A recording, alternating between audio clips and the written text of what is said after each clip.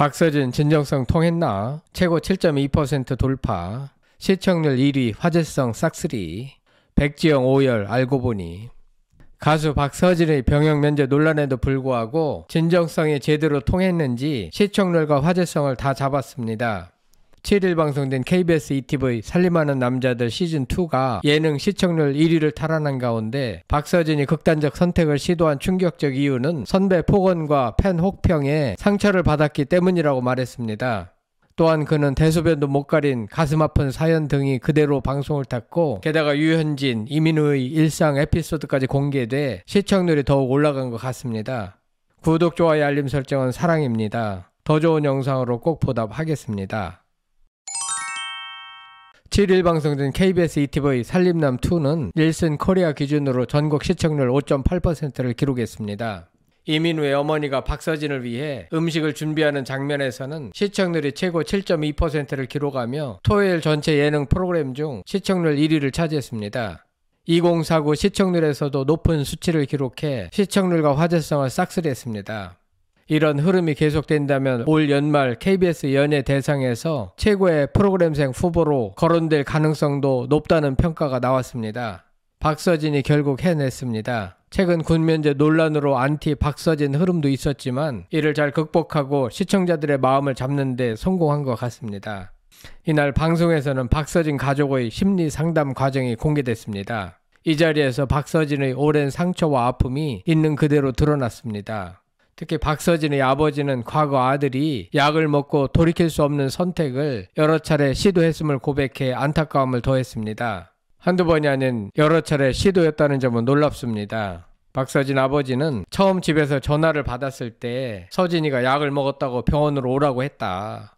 응급실에 도착했을 때 서진이는 의식을 잃고 대소변도 가리지 못하는 상태였다라고 말했습니다. 그는 두 아들을 먼저 떠나보낸 뒤 서진이마저 잃을까 늘 불안했다며 힘겨웠던 당시를 회상했습니다.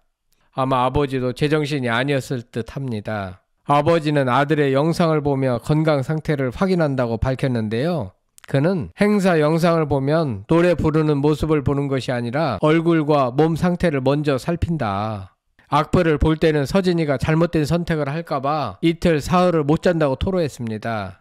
저런 때는 원래 박서진이 댓글을 봐서는 안 됩니다. 악플을 보면 누구나 상처를 받기 마련입니다. 아버지가 자식의 얼굴 상태를 보면 금방 몸 상태를 알아차리고 아들이 언제 약을 먹을지 몰라 가슴을 졸인 것 같습니다.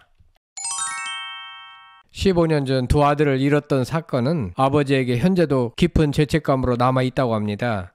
아버지는 첫째 아들의 병 간호를 위해 서울에 머무르다 셋째의 49제를 위해 잠시 자리를 비운 사이 첫째가 세상을 떠난 일을 언급하며 아픔을 드러냈습니다. 기가 막힌 일입니다. 이 사건 이후 박서진 아버지의 불안과 걱정은 아들 서진이에게로 이어졌습니다. 아버지의 트라우마는 이만저만이 아니었습니다. 이날 방송에서 박서진은 과거 실수한 이유를 어렵사리 꺼냈습니다. 그는 장구를 막 시작했을 때 장터에서 온갖 말들을 다 들었다. 선배에게 모욕적인 말을 듣고 너무 힘들었다고 말했습니다. 한 선배가 못생기고 가난하고 노래 못하면 가수를 하지 말아야 한다고 폭언을 했다고 밝혔습니다. 아마 저런 말 듣고 가만히 있으면 그게 오히려 이상한 것 같습니다. 선배한테 대들지도 못하고 속으로 꿍꿍 삭혀야만 했습니다.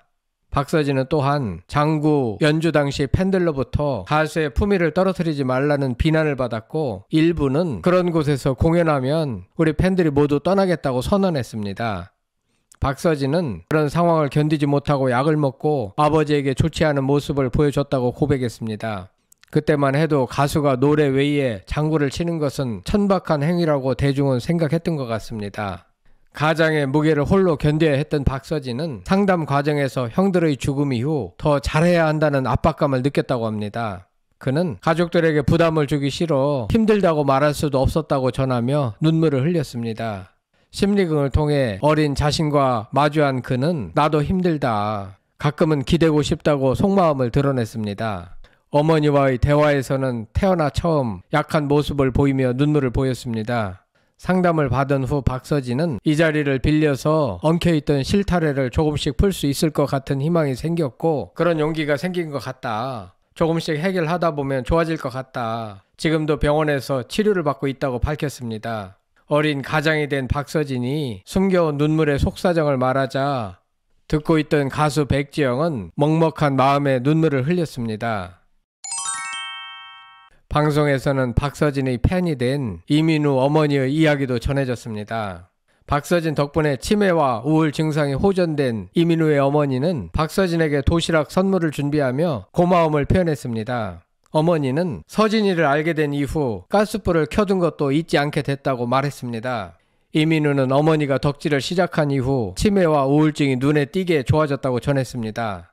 이날 어머니는 공동 현관 비밀번호를 잊지 않고 자신있게 입력해 눈길을 끌었습니다.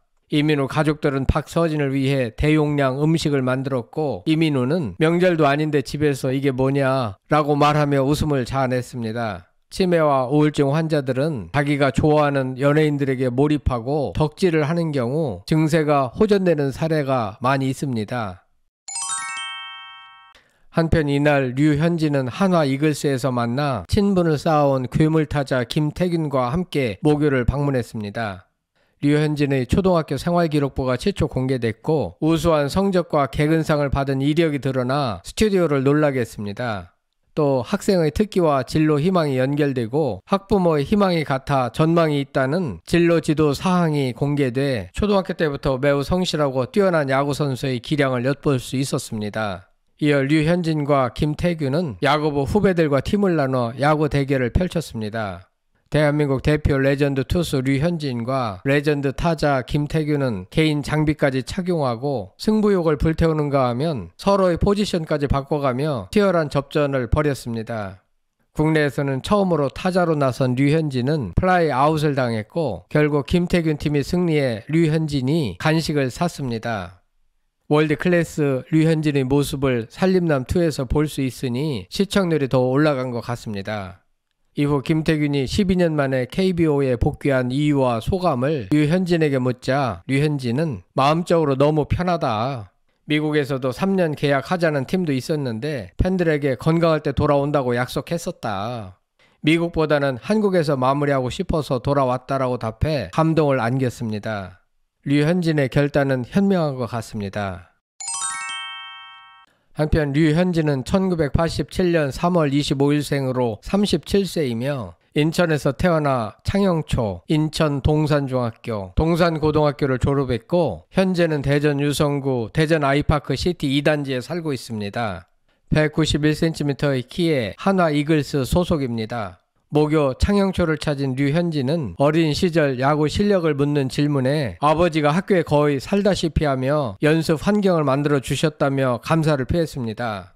생활기록부를 확인한 김태균은 초등학교 1학년 때 127.5cm, 25.5kg이었던 류현진의 기록을 보며 넌 태어날 때부터 돼지였네 라며 짓궂게 놀렸습니다. 하지만 류현진은 수와 우가 대부분인 성적표와 6년 개근 기록으로 성실함을 자랑했습니다. 류현진은 방송에서 가족에 대한 애정도 드러냈습니다. 딸에게는 남친 생기면 데리고 오라고 해서 나랑 술로 대결해 이기라 할 거라고 농담을 던졌고 아들에 대해서는 야구를 원하면 시킬 거다. 억지로는 하지 않겠다라고 밝혔습니다. 이날 방송은 월클 류현진의 사생활을 엿볼 수 있는 기회였습니다. 정리하면 박서진의 과거 가슴 아픈 사연이 진정성 있게 잘 전달됐고 류현진의 진솔한 이야기도 제대로 통했습니다. 그 결과 살림남2는 최고 7.2% 돌파, 시청률 1위, 화제성 싹쓸이 기록을 했습니다. 여러분들은 재밌게 보셨는지 궁금합니다. 성창힐 TV였습니다.